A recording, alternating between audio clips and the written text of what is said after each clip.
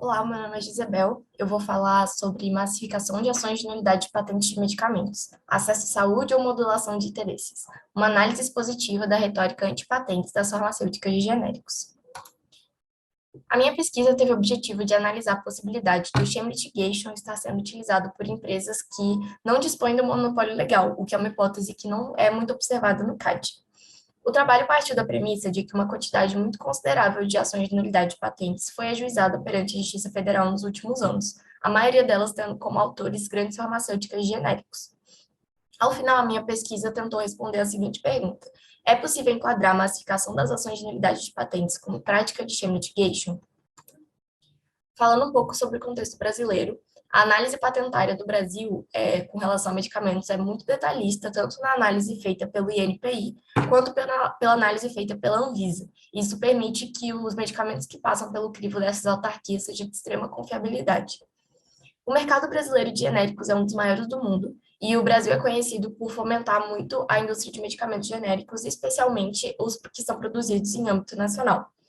E, em razão desse ideal de que os medicamentos precisam ser acessíveis à população, é muito comum que exista a opinião de que os medicamentos mais caros são medicamentos injustos. Então, se existe a possibilidade de ter um medicamento genérico que seja mais barato, essa seria a possibilidade do povo. No entanto, essa não é uma visão correta nem do ponto de vista do direito concorrencial, nem do ponto de vista do direito patentário.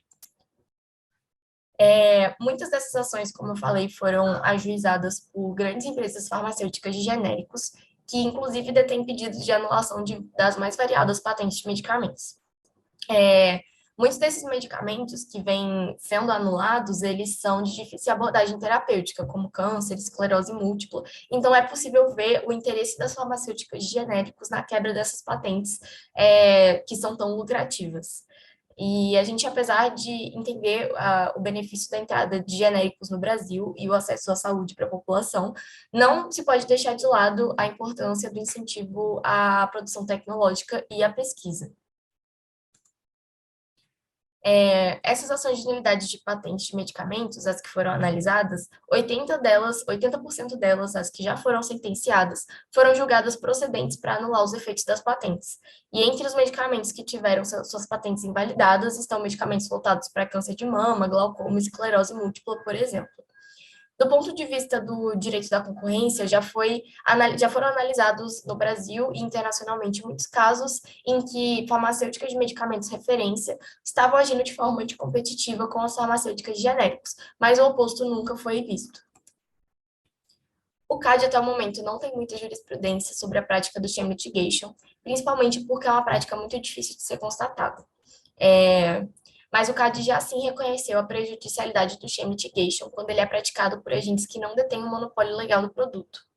Nesse caso, quando nós temos várias ações de unidade de patentes ajuizadas na Justiça Federal, o questionamento que fica é possível enquadrar tais atitudes como sham litigation? De acordo com alguns critérios estabelecidos pela jurisprudência norte-americana, não se pode descartar a hipótese de que o sham litigation de fato esteja sendo praticado pelas farmacêuticas de genéricos.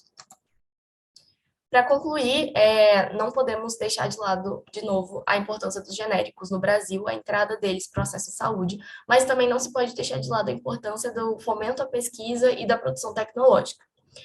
Sem contar também que os medicamentos genéricos e os medicamentos referência estão intimamente interligados, tanto nos seus mercados quanto na sua própria existência, uma vez que os medicamentos genéricos não existem sem a existência dos medicamentos referência. E essa massificação das ações de nulidade de patentes, elas podem causar impactos a curto, médio e longo prazo em toda a cadeia produtiva.